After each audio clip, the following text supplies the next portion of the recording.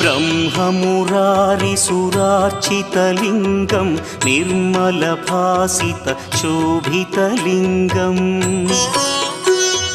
जन्मजदुःखविनाशकलिङ्गं तत्प्रणमामि सदा शिवलिङ्गम्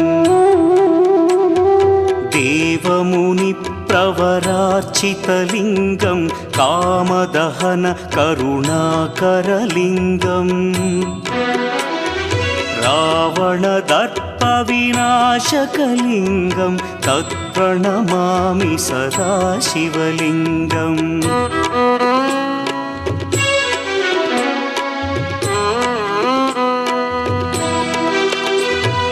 सर्वसुगन्धसुलेपितलिङ्गं बुद्धिविवर्धनकारणलिङ्गं सिद्धसुरासुरवन्द्य